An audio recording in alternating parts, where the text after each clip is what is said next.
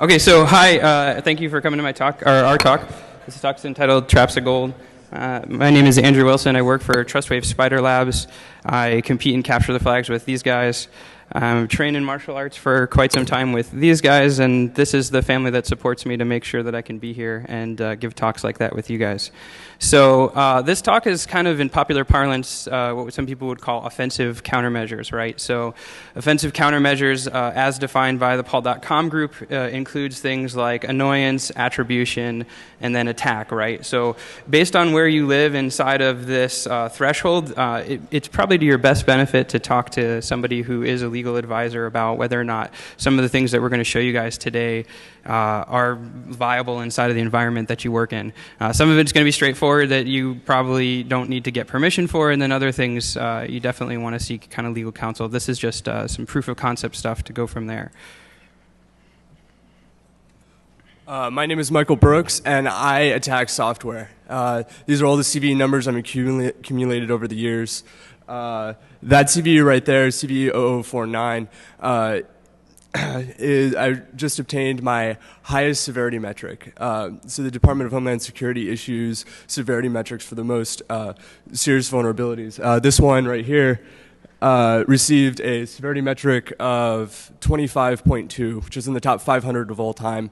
I got it a part of the Mozilla Bug Bounty program, and I got their highest bounty of $3,000 and this sweet T-shirt.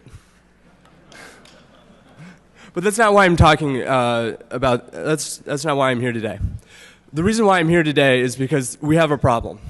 Our approach to security is flawed, and one of the problems that I found is in a product called PHP IDS. This is the wrong fucking slide. Oh, fuck. This is so bad. Sorry. Okay. PHP IDS is making an incorrect assumption. And the assumption, PHP IDS is, what's nice about this intrusion detection system is that it is embedded into your application. So you can apply it in places that you wouldn't normally, such as a GoDaddy shared hosting account. It's making an incorrect assumption in its security system, and that is that attacks can never be repetitive.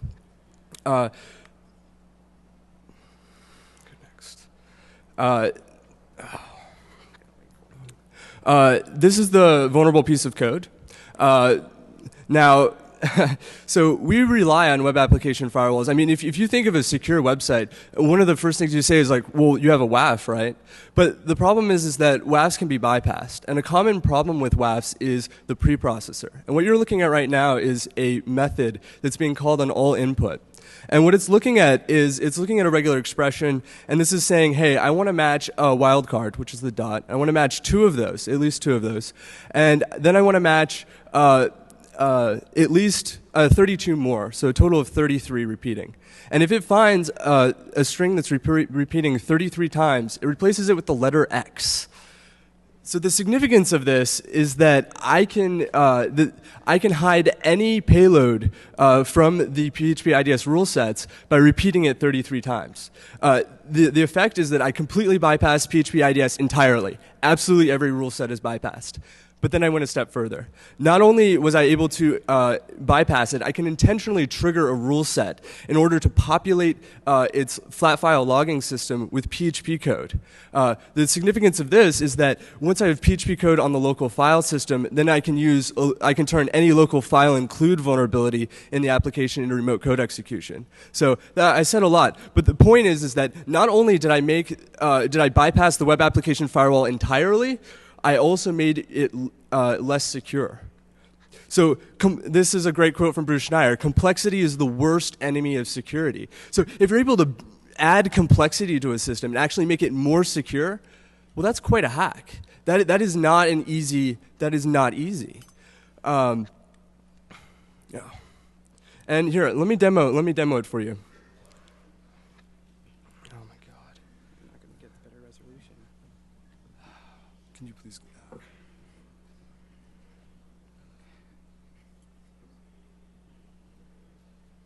Okay. Now, that wasn't the only thing I'm looking at. Today, we're seeing a new trend, and that is we're starting to see XSS filters in web browsers. Internet Explorer was the first to introduce this, but other browsers are following suit. In Firefox, there's the NoScript plugin, which has an anti-XSS filter, and also within Chrome is also beta testing their own XSS filter. It's safe to say that soon all major web browsers will have XSS filters. So the era of very simple XSS exploitation is starting to go away. But instead, really these security systems, these general purpose security systems, it's not just web application firewalls or XSS filters in browsers, but also ASLR. These general purpose security systems create this kind of water balloon effect. The more they try and cramp down on the application, the vulnerabilities that are present start bulging out in new and interesting ways. And although Internet Explorer is loading, it takes a while. We were thinking about putting some hold music in here for you guys, but it didn't turn out that way. Anyway, it turns out that so a bit of background. On the CD, I go into great detail about bypassing PHP IDS in one of my papers. I highly recommend reading it. I go over a lot of my attack methodology. But after I submitted the paper to PHP IDS, the developers were ecstatic. They were really happy about it, and I'm actually now a member of their development team. I submitted a similar paper to Microsoft and Internet Explorer, and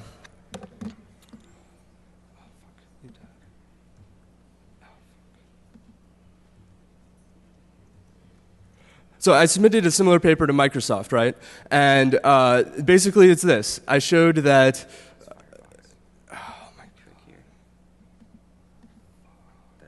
Okay. So I found a problem with the way that Internet Explorer was handling UTF-7 characters. So it turns out how this XSS filter is working is that it's looking at outgoing requests, and it's looking specifically for brackets, greater than, less than symbols, and quote marks.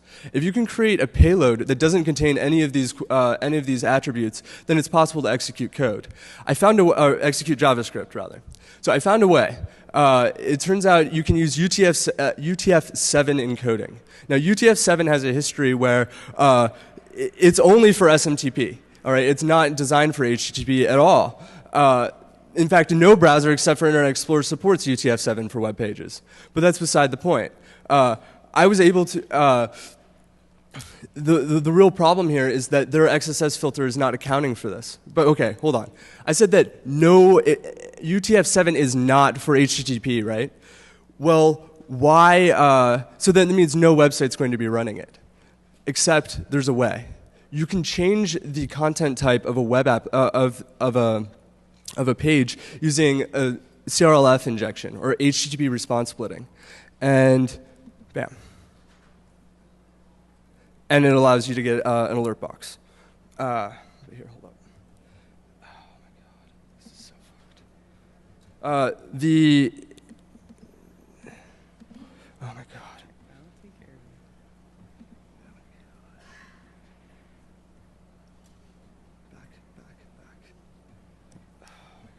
The computer just crashed. Sorry, technical difficulties. Yeah. Memory. All right. I apologize. I was going to show you a great masterpiece, and that is that I was going to bypass both PHP IDS's built-in rule set for XSS and Internet Explorer's rule set for XSS in the exact same attack. That it is possible to bypass both filters on the browser and the server, and be able to execute code ultimately. So it doesn't matter. It doesn't matter that we're adding all of these new filters if really the fundamental problem remains, and that they can be bypassed, they can be fooled. So we need another approach. Screw slides. We could do it from memory. Okay, so why talk about all of this, right? What's the point of explaining, really a bypass to PHP IDS, a bypass to Internet Explorer, is that these are supposed to be like defensive products that we're going to be relying on for the security of applications. And kind of as Michael was pointing out, this system is stuff that we're going to be relying on more and more as we get into the future, right? So you kind of saw a slide there for just 2 seconds before we crashed about frustration, right? Is anybody here earnestly in the room think like the secure development approach is working, right? We see the news every day, and some major company, some data breach, not just a small one, but a really large one, comes into play, and it hits people in pretty negative, impactful ways, right? So everybody's kind of getting hit with that. And we feel that the ultimate reason for that is kind of our approach to dealing with security has been a quality issue, right? It's a bug. When you look at books that are in popular use today, stuff like the Secure Development Lifecycle for Microsoft and then Secure Code and some of the rugged movement stuff, we treat security issues literally as if they were a quality concern, and that's how we approach it, right? So we took strategies to mitigate security issues like it was a bug, like it was a quality concern, and that starts with patch management, right?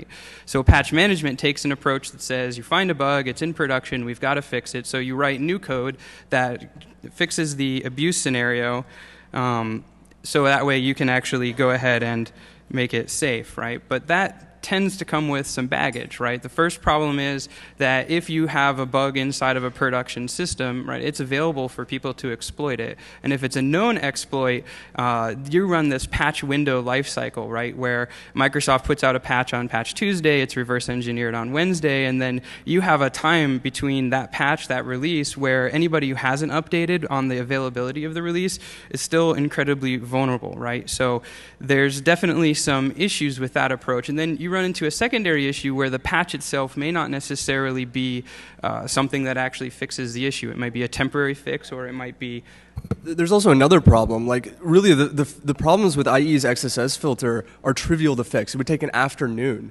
But they didn't even recognize there was a vulnerability.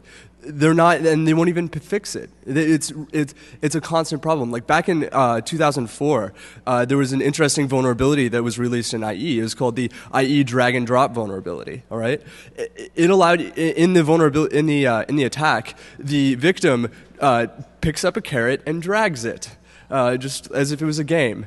The only problem is that that's not a carrot. It's actually an executable on a remote share, and you're dragging it into your startup folder. You could get remote shell on Internet Explorer for 2 years, and Microsoft said, that's not a vulnerability? Like, you've got to be kidding me. Ultimately, they did patch it, and even... So 4 years after this attack was, it wasn't until 4 years later that the term clickjacking was even coined. But it's recognizing that there's a problem is an important step. Yeah, so patch management obviously was not ideal, and everybody kind of knows that, right? Anybody who's done secure regular development doesn't want bugs in production, right? Because bugs in production is no bueno. The problem with that is that we move forward. We move forward to, here, let's just play it from here. So patch management, Oh, and the computer crashed again. So I guess we're going to do this whole thing from memory. That's fine. No big deal. It is a Mac. Apparently, it has not been watching enough TV. That's my theory. Okay, so screw my laptop. So SDLC, right? SDLC came out as a measure to say, hey, bugs in production, that's definitely not the way that you want to go about doing this, right? Because inside of that system, was that? Just try booting up again. Yeah, I'll try boot up again. Inside of that system, you want to deal with it proactively, right? So you build it into your development lifecycle. It becomes something that you have to deal with. It becomes an earlier system. You start defining it. You come up with quality gates. You do threat models. You work inside of the system and make sure that it works for what you're doing as your dev cycle. And then at the end of the day, it's sort of a process of refinement, right? You try to reduce known vulnerabilities inside of the application. I'm a huge fan of Microsoft's SDLC, right? Despite the fact that it misses stuff, I think that it's the way that people ought to be taking a look at writing software, right? It's super mature, 10 years something of experience, lots of money, lots of manpower, and perhaps even more importantly, right, it has executive buy-in to say you can't release insecure software, right? So it's a great approach, fantastic approach, right? But you still have Patch Tuesday, right? You still have bugs that do get out into the system, and so we got to kind of question what advantage does this have? and how tenable is this as an end product for us, right? So the final thing we throw out there, right, as our solution to security is more bad software, right? I call it defects in defense, right? If we put more software like web application firewalls, or we put protections like antivirus or regular firewalls in front of these things, they're going to stop, bad guys from doing bad things. But kind of as we just shown earlier within the context of our actual attack component, you can bypass those things. And so when we rely on stuff like that definitely creates a situation for us that's pretty disadvantageous, right? It's not ideal. That's how we end up with the TSA, right? You get groped for free in the airport, which is nice, right? I mean, admittedly, but does it make you any safer is kind of the question. And what about the backscatter security scanners, right? Like, we spend tens of millions of dollars on a security system that can be defeated with pancakes. Like, really? Really? Are we really doing this? And this is at least the second time that breakfast has been used in an attack. The first, of course, being the Captain Crunch whistle. So clearly more research needs to be done in the area of breakfast-based exploitation. I'm just putting that out there. All right. So the question then really, this talk is not about all the stuff that's broken, right? I want to point out that these are difficulties that we face. It's the reality of writing software, and it's stuff that we need to continue to do. I think that's just security hygiene, right? It's the sort of stuff you do. You brush your teeth because you don't want bad breath, and ideally it makes you a better person. Even refinement, right, is good too, but none of these approaches actually stop you from getting punched in the face, nor do they really prepare you for that, right? Like, having clean teeth isn't a defensive countermeasure, in my opinion. And so we really think that the solution or the answer here is we need to start looking at strategies in which we can fight back against people, right? We want to kick their ass, right? When I was working at a company a while ago, I used to tell developers they've got to build their applications so they can take a punch. I'm going to change my statement. I think you need to build applications that punch people back, right? I think that needs to be the way we move down this road. So how do we do that, right? How do we build in systems for that? And that's we leverage technology that already exists, PHP IDS being one of those. We use honeypot and honeynet technologies, and then we write exploits that are capable of taking advantage of the fact that software that's going to be attempting to hit you also is vulnerable to all the same things that we talked about before, right? They have bugs, they have weakness, they have problems. There's this phenomenal Twitter feed from Richard Baitlick, who said something great. He said, it's not just because we have these glass-built homes, it's because there's people throwing bricks at them, right? And that's what we need to deal with, is the brick throwers. Hacking against our systems and attacking these things, this is a human problem that manifests itself with technology.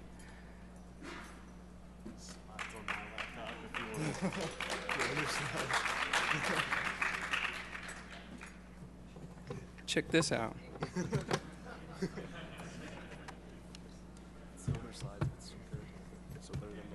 Hey. Owned.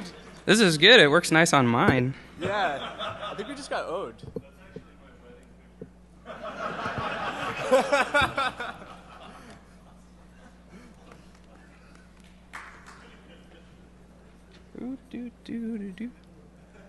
Oh, it's not mirroring. All right, well, that was a nice idea, unless you can fix the mirroring for me, too. We'll just move on.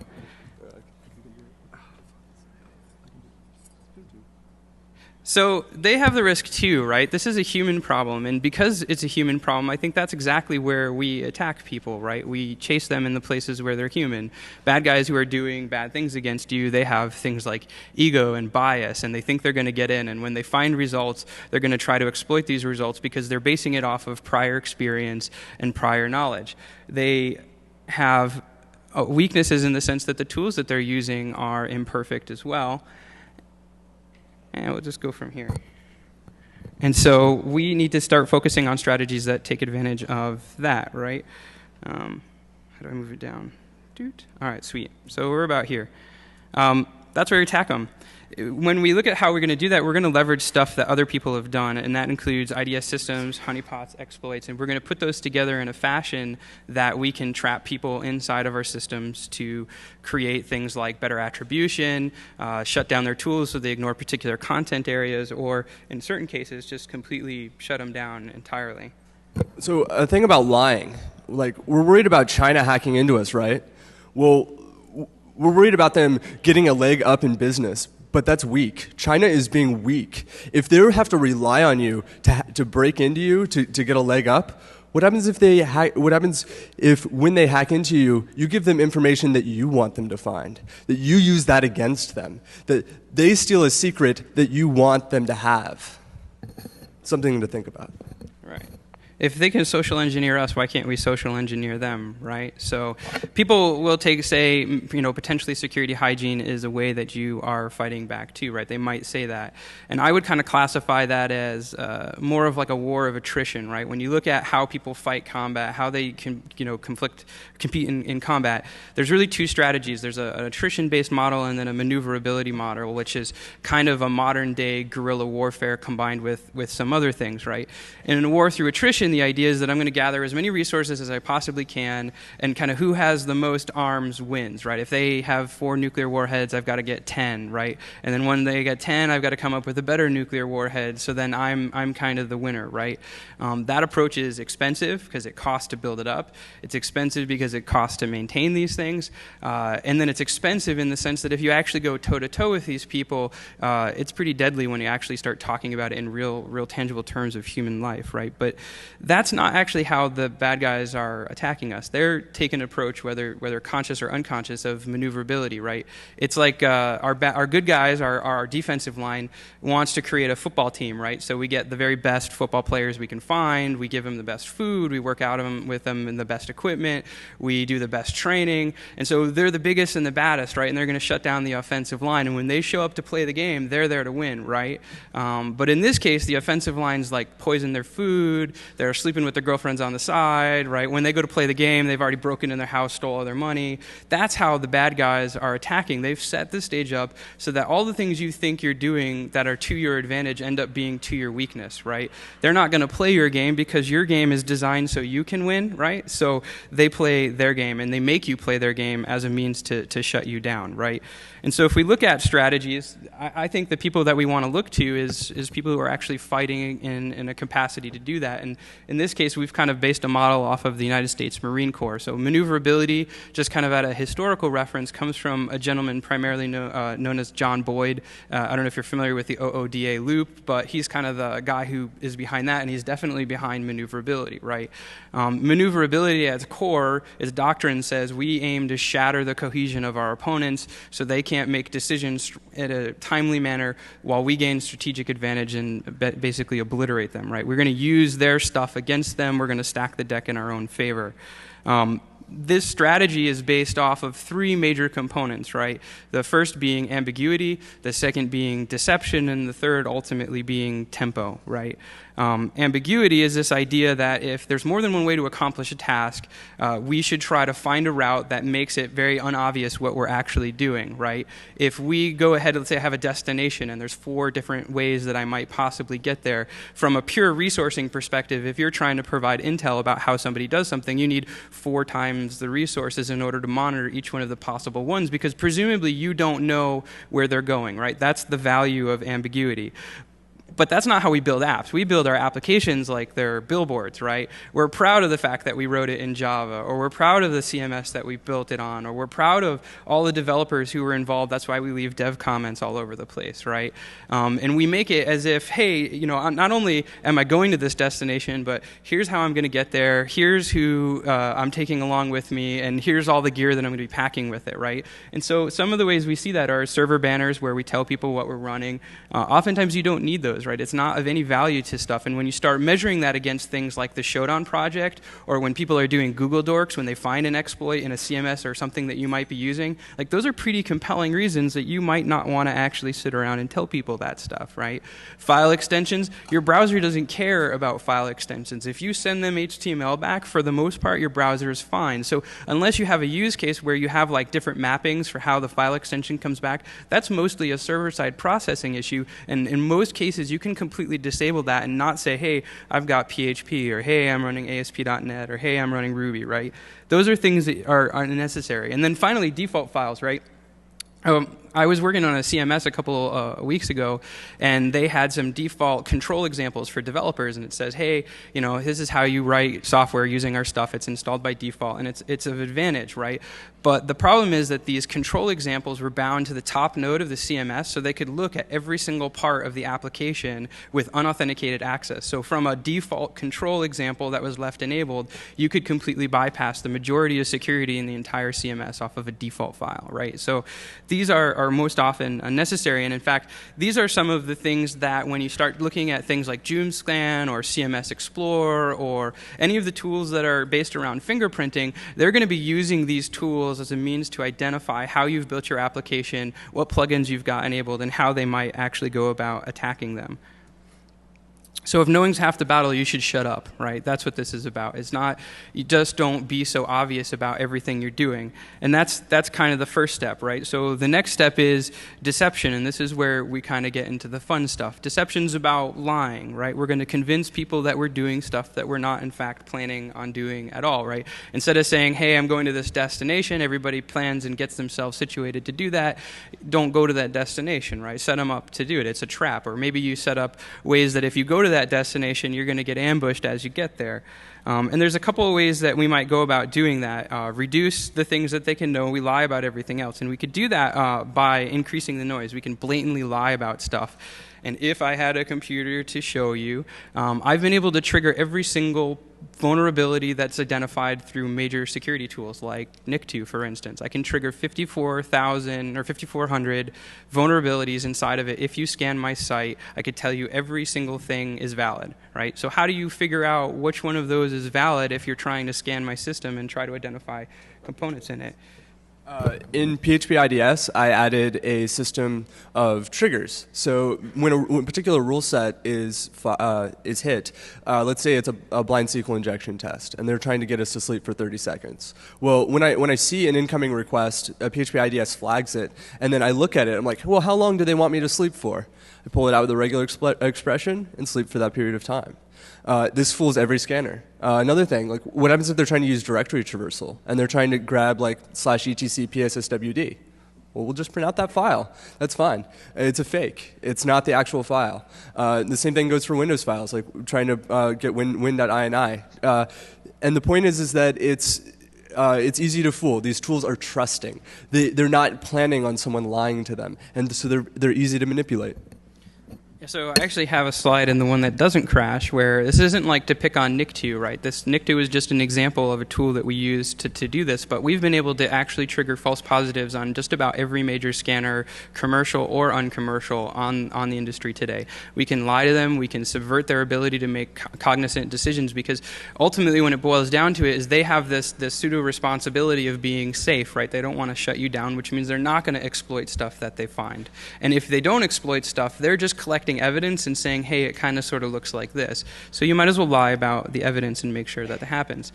A secondary issue with this, kind of a corollary, is how these things work.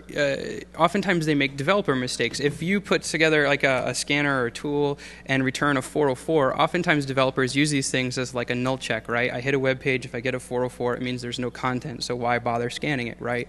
Well, the problem is that your browser actually doesn't care about what the status code comes back. It'll render that content anyways. And so one of the ways you could actually evade content being discovered is if you take and return 404s for all your 200s, it makes most scanners disappear by default, and they can't identify stuff inside of it. It's actually really trippy if you're using a popular scanning tool that's everybody uses in the industry or for regular work, and you try to spider off the index, it actually makes the entire web page disappear, because as it's finding stuff, it says 404, 404, 404, and so you can't rely on it for results. They don't get included when you try to do other more advanced analysis against it, because as far as the tool is concerned, the content doesn't exist at all. Right? So that's not necessarily going to fool people. That's just a design strategy to say, hey, these tools are running automation against us, which in and of itself is pretty bad, because if you think of the Impervious study that just came out and you are getting scanned once every 2 minutes, maybe shutting down the scanner's ability to do that would probably be to your advantage. So people, right? This is a people problem.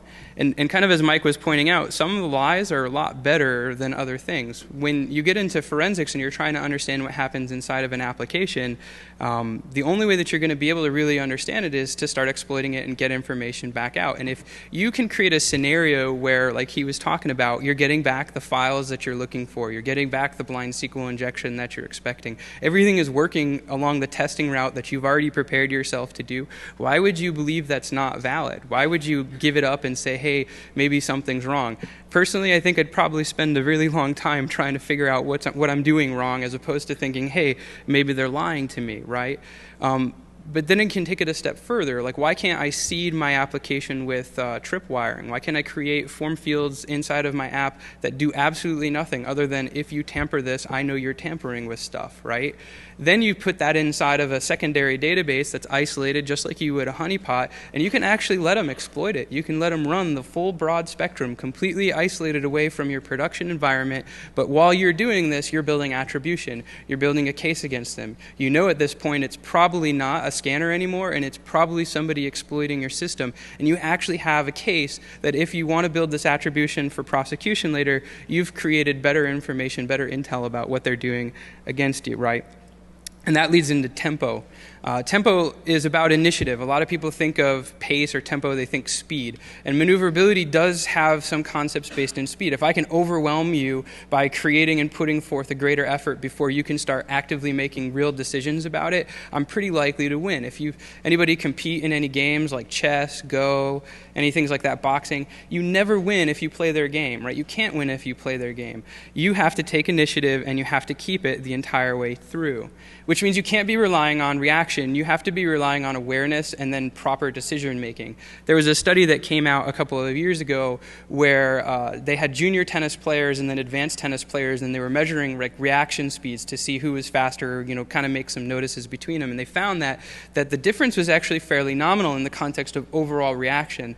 But where the juniors were failing and where the expert players were exceeding is that the junior player would wait until the ball was hit before they start making decisions about where to go, whereas the senior people were doing things like watching where the shoulder was moving or how their hips were turning and how their arm was coming up, and they were getting intel quicker into that process so they could make better decisions, and they weren't relying on reaction. They weren't relying on trying to catch up. They were changing the pace to their own advantage and using that as a way to decision against people and do it. So that's something that we need to do that. And if we build a system like we're talking about where it has IDS systems inside of it that are creating a bunch of false positives, effectively embedded honey nets, you can create a perceived attack surface that's completely different than the actual surface of attack inside of your system, right? So as people are going down this route, you've already gotten visibility into the fact that they're doing bad things against you. If you feed this into a sim or ideally a project that lets you create better decisions against it,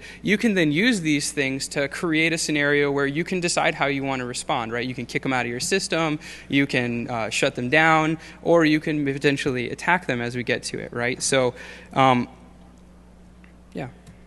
That's where I think the App Sensor project, right, the OWASP App Sensor project actually has a lot of value. The stuff that Michael Coates is working on is that application has to be embedded in the context of awareness as to what's going on inside of it, which is why we chose PHP IDS as our base model for this, because it lives inside of the application. So one thing you can do when you're living inside an application is you can see how it's reacting. So one thing is to shut down blind SQL injection tests, we can sleep. But what about error-based detection? Okay, so we could give them fake error messages. But what if they trigger a real error? Like, what happens if they trigger a MySQL error in our application, or even worse, like an eval error, like they're trying to evaluate PHP code? Well, when we get to that level, we can shut down. We know that they've broken something critical in the application, and we can kill the application, write a kill bit, and if that kill bit exists, then do not run. And the point is that, yeah, okay, this would turn, this is now a denial of service attack, right? But it's a hell of a lot better than remote code execution. You can go back and fix that. So we're not playing the game. We know that you've gotten too far, and we can shut down. So how do we put this all together, right? That's the real question. And we love it when a plan comes together, of course. And so we talked about like misdirection with the 404s. We've talked about shutting down tools, scanners, completely invalidating their results. And in some cases, as we were hitting scanners, we can just crash the scanner remotely by accident, right? At least one or two major scanners that we've hit this with, we've actually been able to stop the scanner from working completely inside of that, so we can increase awareness as to what was going on. But the real question is, can we attack people with the scanner or through the scanner? And I think, yes, we can.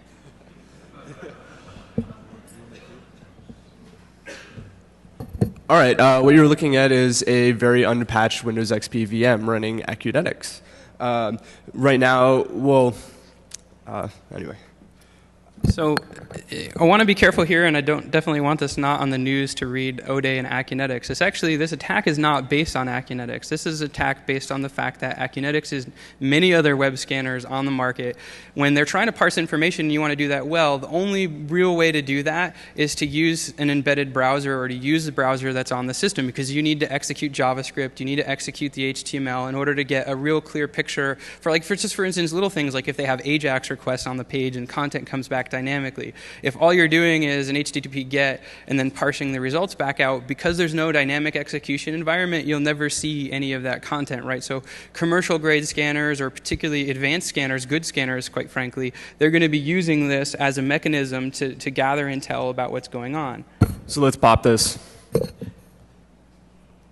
So you should attack them exactly in that spot. Ah. Not that kind of pop. All right. Okay, so actually what I was doing was scanning Metasploit. And hopefully... And now there's a shell. You notice it popped it in Web Vulnerability Scanner 7. So it popped just fine. Now,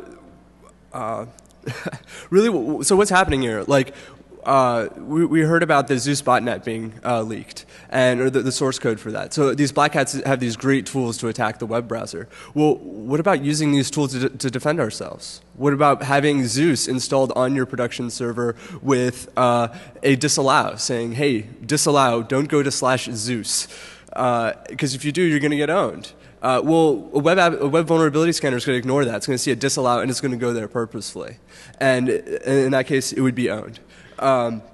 Interesting side note, I've tried a number of vulnerabilities. Like I tried the ANI animated cursor vulnerability to pop the scanner, and that was the first thing I tried. It didn't work. So one thing to note is that a lot of these scanners, it's not executing the graphical part of it. So maybe some of the image-based attacks, like we're seeing some of the new SVG-based attacks or OpenGL attacks on web browsers. Like these are graphics-based, and if you're running a browser headless within a scanner, it's not going to be executing this complexity, and that's not really a part of attack. So maybe it has a smaller attack surface than your average web browser, but it's still huge. Like in this attack right here, we're using an ActiveX exploit, and come on, ActiveX has been a festering wound in Internet Explorer since the beginning.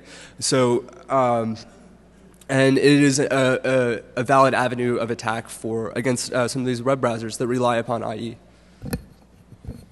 Yeah, so there you go. We took over somebody's box as they were attempting to scan us.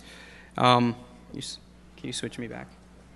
So you definitely don't want to put this in a place that's going to be like blatantly obvious, publicly accessible, because that creates obviously legal problems. And kind of as we talked about the system before, I think I'm... As we talked about the system before, there's some legal ramifications to this, and I don't necessarily want to undercut that, right?